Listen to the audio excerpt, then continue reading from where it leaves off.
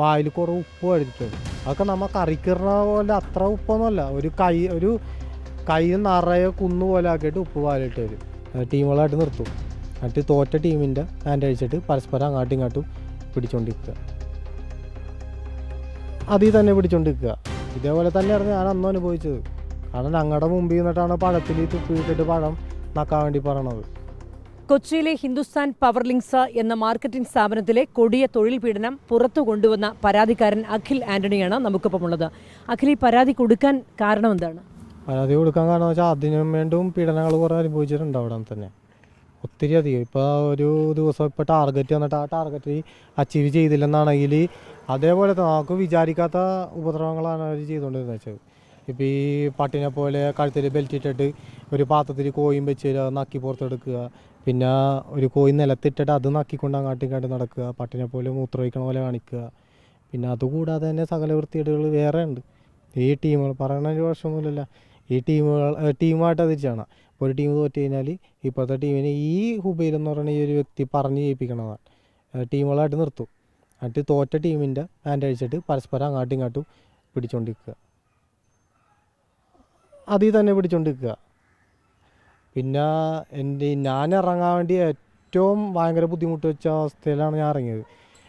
ഞാൻ ഇതേപോലെ business down ആയതുകൊണ്ട് തന്നെ അവരെനിക്ക് തന്ന പണിഷ്മെൻറ്റ് ഈ വായുവിൽ കസേര എടുത്തില്ല, ഇങ്ങനെ കൈ നീട്ടി ഇരിക്കണ പോലെ കാണിച്ചിട്ട് വായിൽ കുറേ ഉപ്പ് അടിച്ചിട്ട് വരും. അതൊക്കെ നമ്മൾ കറിക്കിറണ പോലെ അത്ര ഉപ്പൊന്നുമല്ല, ഒരു കൈ നിറയെ കുന്നു പോലെ ആക്കിയിട്ട് ഉപ്പ് വാലിട്ട് വരും. അപ്പോൾ അത് ഉള്ളിലിരിക്കുമ്പോൾ എങ്ങനെ ഇരിക്കും, പെട്ടെന്ന് അഴുകൂലേ. ആ സംഭവം എൻ്റെ കയ്യിലുണ്ടാകും. ഞാൻ തുപ്പിക്കോട്ടെ എന്ന് ചോദിച്ചു. അപ്പോൾ അതിൽ ആ സാധനം അങ്ങനെ തന്നെ ഇരിക്കണം. തുപ്പിക്കോട്ടെ എന്ന് ചോദിച്ചിട്ടില്ല, അവർ സമ്മതിച്ചില്ല. തുപ്പാൻ പാടില്ല, ഉബൈൽ സാറ് പറഞ്ഞാൽ തുപ്പാൻ പാടില്ലെന്ന് പറഞ്ഞാൽ അങ്ങനെ തന്നെ പിടിച്ചുകൊണ്ടിരുന്നു. പറ്റാണ്ട് സൈ കെട്ടപ്പോൾ ഞാൻ അത് ഇറക്കുകയും ചെയ്തു. അഖിൽ ഈ പീഡനം നേരിട്ടത് ഏത് കാലയളവിലാണ്? ഈ കഴിഞ്ഞ സെപ്റ്റംബറിന് മുമ്പാണ് ഞാൻ ഇത് അനുഭവപ്പെട്ടത്.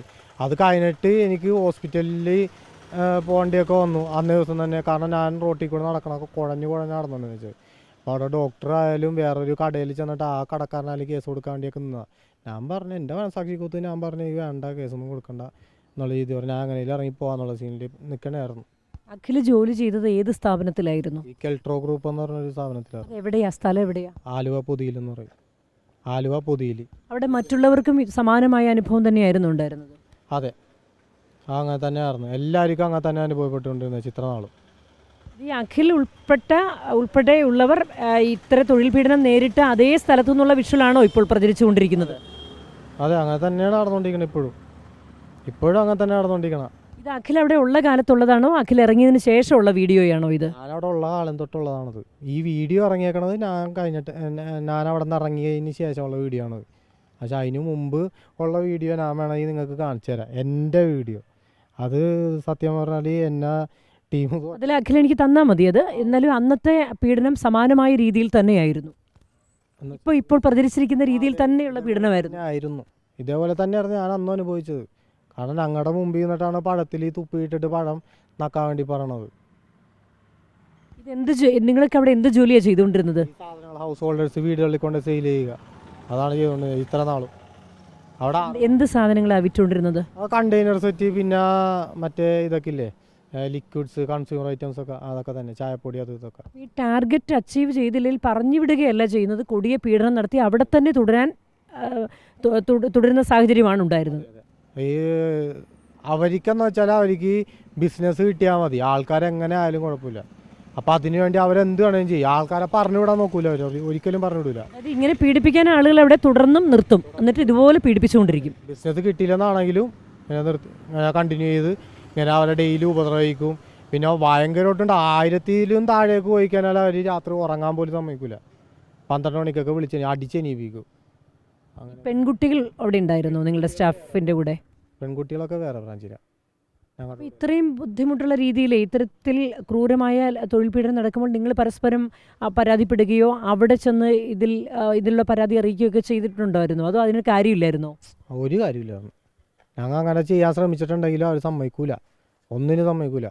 ഇപ്പോൾ നമ്മൾ ഈ 4 പേര് ഒരുമിച്ചാണ് നമ്മൾ വർക്ക് ചെയ്യാനാണെങ്കിൽ എനിക്ക് ചേച്ചിനായിട്ട് മിണ്ടാൻ സമ്മതിക്കൂല, എന്നെ ആ പുള്ളിനായിട്ട് മിണ്ടാൻ സമ്മതിക്കൂല. അങ്ങനെയൊക്കെ ഉണ്ട്. ഈ പീഡനം നടത്തിയിരുന്നത് ആരാ? ഈ ഹുബൈൽ എന്ന് പറഞ്ഞ ഈ പുള്ളി തന്നെ. ഇയാൾ പറഞ്ഞിട്ട് ഇയാളുടെ കീഴിലുള്ള മാനേജർമാർ അവിടെ ഉണ്ടാവും.